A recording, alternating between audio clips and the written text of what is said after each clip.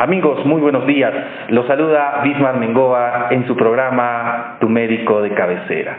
Ya habíamos hablado de un tema tan importante como era la planificación familiar, como uno de los parámetros que nos ayuden también a combatir este problema que lo tenemos en nuestra región, como es la muerte materna. Pero nos vamos a centralizar en un tema bastante importante, como es la importancia de los controles prenatales.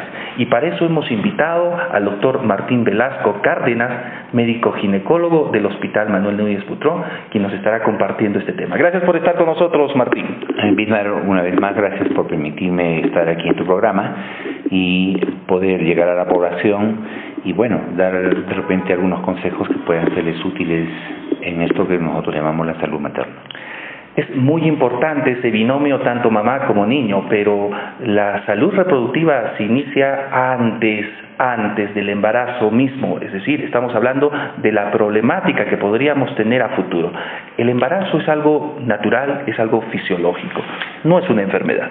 Definitivamente, ¿no? La mujer, pues, o todos los mamíferos, desde que paren y en el ser humano dan a luz, pues es parte de su fisiología, de su normalidad.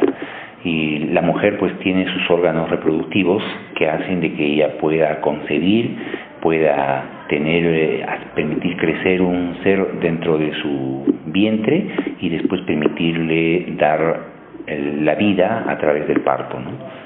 Ya habíamos hablado sobre la planificación familiar, ya habíamos comentado de esa mujer embarazada que ya había tomado una decisión junto con su pareja de en qué momento poderse embarazar.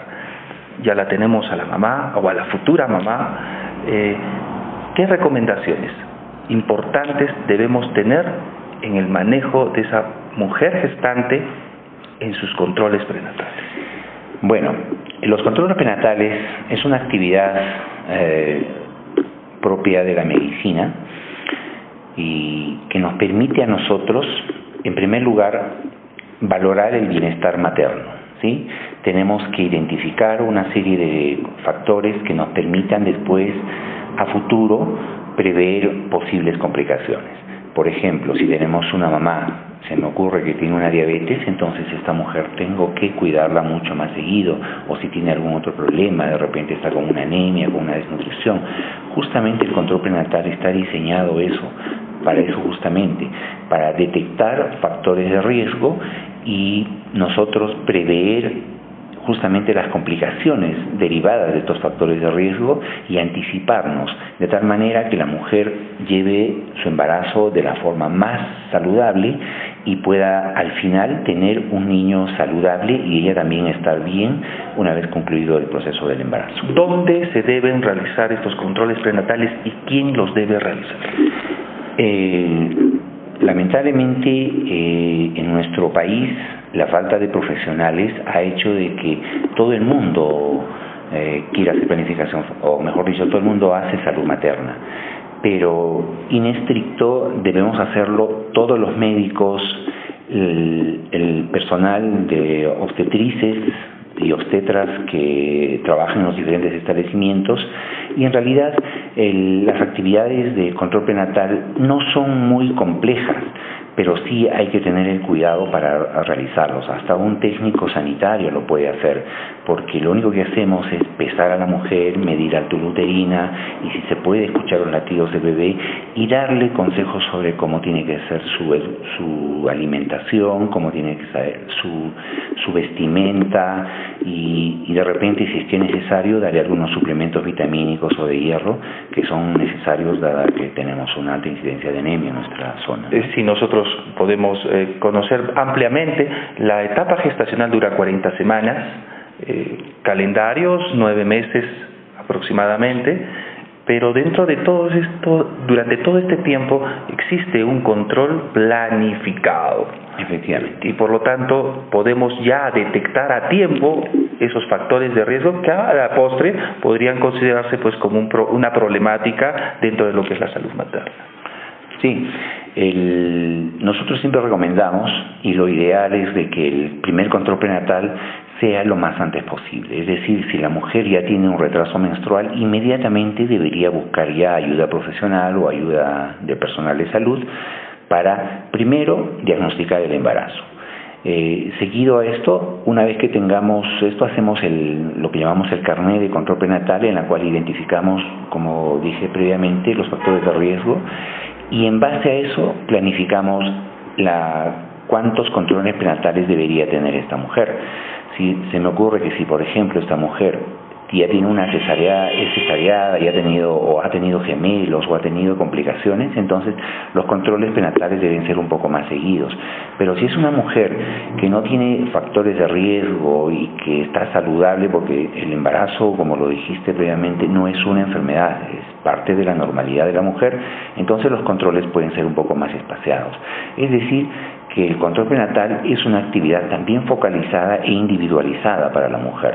No todas requieren una cantidad exacta de control prenatales, algunas pueden requerir más, otras menos, y justamente el personal que tiene que planificar estos controles prenatales pues somos los médicos, las obstetrices y otro personal de salud que también tenga conocimientos en lo que es salud materna. Yo quiero incidir en el tema tiempo. Si es una mujer que ya está en una etapa de amenorrea, es decir, que no está menstruando, tiene la alta sospecha de que esté cursando en ese momento con un embarazo, más aún conociendo un poco la actividad sexual que ha tenido, ¿cuántos controles promedio debe realizar? Bueno, lo ideal es que por lo menos en el primer trimestre haya un control. En el segundo trimestre también otro control, y en el tercer trimestre, dependiendo de si hay factores de riesgo, puede aumentarse esto a unos 4 o 6 controles prenatales. Podríamos llegar hasta los 8 controles durante toda la gestación como promedio. ¿Qué importancia, qué vamos a buscar en ese control prenatal? En búsqueda de los factores de riesgo. Hay mujeres que son añosas, hay mujeres que tienen un embarazo temprano o en adolescentes. ¿Qué queremos buscar? ¿Cuál es la importancia de ese control en cada visita que le vamos a dar? Bueno, los controles prenatales, vuelvo a decir, deben ser individualizados. Se me ocurre, si es una gestante adolescente, nosotros sabemos que hay una enfermedad muy terrible, que en nuestro medio se ha convertido en la principal causa de muerte materna, como es la enfermedad hipertensiva del embarazo. Entonces, en esta joven adolescente, sabemos que este grupo etario es vulnerable a esta enfermedad, entonces tenemos que hacer, por ejemplo, a las 22 semanas una ecografía Doppler de arterias uterinas. Esto nos permite predecir con mucha anticipación la posibilidad de que pueda ser una preeclampsia.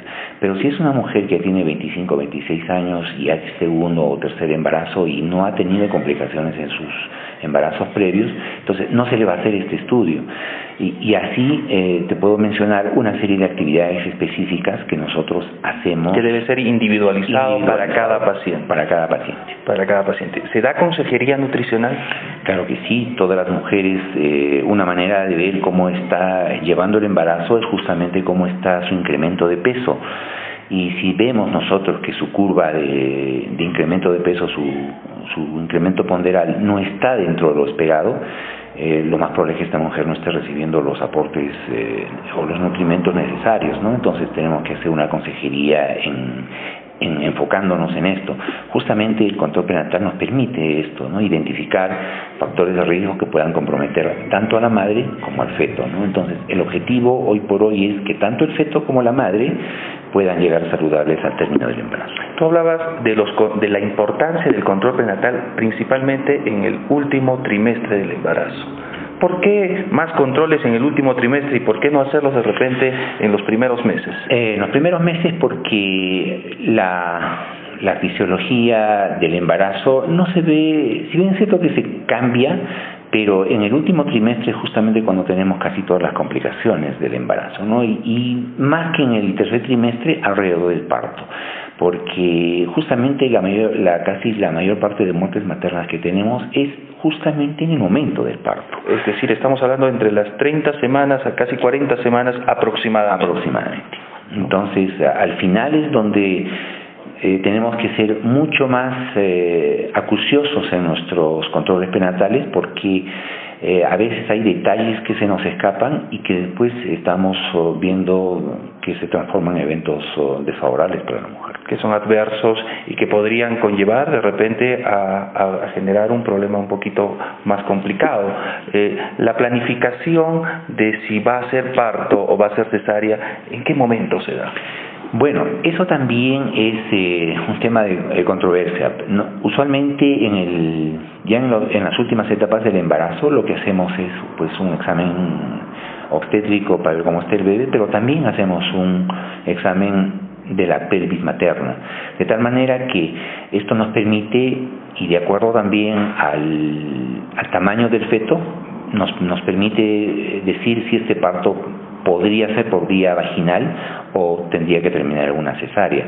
Hay, por ejemplo, condiciones en las cuales la cesárea está totalmente indicada, como por ejemplo una cesárea anterior 2 veces, un feto que está sentadito, lo que llamamos en posición podálica, o es una placenta previa, o una serie de factores que nos dicen que tiene que haber una cesárea, ¿no? Y todo eso justamente lo vemos en las últimas etapas, ¿no?, del embarazo, porque ya el feto tiene un peso más o menos importante, porque cuando es más pequeño es más fácil que tenga un parto vaginal. También hay condiciones, cuando es muy prematuro, por el contrario, también tenemos que hacer una cesárea porque el paso por el canal del parto es un trauma para el feto y es mejor sacarlo por una cesárea buscando el bienestar fetal. Pero cuando ya llega a término y vemos que todo está muy bien, la posibilidad de un parto vaginal es altísima. Pero justamente en el momento del parto nosotros, en mi hospital por lo menos, tenemos médicos y tenemos personal de obstetrices que están vigilando permanentemente el trabajo de parto, cómo está progresando, y al menor síntoma de alarma pues nosotros revaloramos el caso y si hay que hacer una cesárea pues la hacemos. El monitoreo de la mujer en la etapa del embarazo es un elemento importante que no puede escapar en el profesional de salud. Pero no es solamente la responsabilidad del profesional de salud, sino es más la responsabilidad de esa paciente que debe acudir a sus controles prenatales en el momento que lo requiera, y si su médico o el personal de salud le indique que hay un factor de riesgo, con mucha mayor importancia. Efectivamente, la salud materna es una responsabilidad que va en los dos sentidos. Nosotros tenemos y estamos en la obligación de dar lo mejor de nuestra capacidad, de nuestro conocimiento, para que esa mujer logre un embarazo saludable y satisfactorio, pero también la mujer tiene que saber que tiene que acudir a sus controles prenatales, que tiene que cumplir con las indicaciones médicas y que este binomio médico-paciente tiene que ser de una relación muy horizontal que nos permita, en primero, hacer una buena empatía con nuestro paciente, de tal manera que nosotros nos convertimos en personas que queremos ayudar. Ningún médico se levanta hoy día y dice yo voy a hacer daño a una mujer. Nosotros juramos siempre que vamos a buscar lo mejor para nuestros pacientes. Entonces, nosotros estamos en eso, ¿no?, de que dar siempre lo mejor de nosotros para que las cosas salgan bien. Durante los últimos años se ha hablado sobre la importancia del parto en un centro de salud. Hay muchas mujeres que en nuestra región, el programa llega a muchas provincias de nuestra región Puno, y yo estoy seguro que están escuchando y están viendo este programa. ¿Hasta qué punto se puede promover el parto domiciliario? ¿Hasta qué punto es conveniente hacerlo más bien en un hospital? Bueno, como política del Ministerio de Salud y de todo el sector salud en general, se tiende a lo que se llama el parto institucionalizado. Básicamente porque el parto en domicilio implica muchos riesgos y básicamente muchas veces, justamente por esto del parto en domicilio, las pacientes se complican y cuando llegan ya a un establecimiento de salud con capacidad resolutiva para poder solucionar el problema que se ha generado por el parto en domicilio, a veces llega muy tarde, como lo hemos visto muchas veces, y a veces muy poco podemos hacer. Y lo único que tenemos que hacer pues es certificar a veces el deceso de algunas madres, con mucha pena obviamente. Entonces yo creo que el parto siempre tiene que ser institucionalizado. Y ya en Puno ha cambiado mucho esto. Yo he tenido la oportunidad de de viajar por el departamento y la tasa de parto institucionalizado ha subido. Yo me acuerdo que hace muchísimos años, cuando yo empecé a trabajar acá en el departamento de Puno, en algunas zonas no llegaba ni al 20 ni al 10% de parto institucionalizado. Hoy por hoy hay lugares que ya está llegando al 80-90%, es decir, que ya la gente tiene conciencia de lo que es el parto y el riesgo que implica tener un parto en domicilio. Hay mucha gente que todavía está reticente a eso, también eso es cierto, sobre todo en las zonas más alejadas, pero en la población urbana es ya muy poco lo que se ve como parto domiciliario. Y eso está bien, porque nos permite a nosotros, como te dije, monitorear bien el progreso del parto, y si hay una complicación pues actuamos inmediatamente, y si actuamos inmediatamente esto ya no viene en problemas mayores que inclusive pueden llevar a la muerte materna, ¿no? Martín, yo te agradezco, el tema es bastante amplio, el tiempo en televisión es bastante corto, pero hemos tratado de resumir con algunos consejos prácticos y sencillos la importancia que tiene el control prenatal durante la gestación, la importancia que tiene en que la mujer debe ir y acudir a un centro de salud, estar con los profesionales adecuados y valorar la vida, porque la vida no es solamente la mujer, también estamos hablando de las generaciones, de los niños a los cuales podría de pronto dejarlos, ¿no? Sí, claro, la muerte materna no solamente es el hecho de la muerte materna. Si hay niños pequeños, está demostrado que los hijos sobrevivientes a una muerte materna tienen más riesgo de fallecer durante los años siguientes, tienen más riesgo de caer en abandono, porque a veces el papá no asume su responsabilidad. Es fácil, se busca otra pareja, y una madrastra nunca es una buena mamá, no puede suplir la función de una madre. Entonces estos niños quedan en abandono, muchas veces no terminan el colegio, y las mujercitas tienen el mismo problema de estar embarazadas precozmente también, y bueno, se crea un círculo vicioso en eso, ¿no? Entonces la muerte materna esconde muchas cosas que no se ven, no solamente la muerte materna, sino también hogares destruidos. Gracias, Martín, por estar acompañándonos en nuestro programa, y recuerden, amigos, más vale 1 gramo de prevención que 1 tonelada de curación. Y será hasta su nueva secuencia de su programa Tu Médico de Cabecera.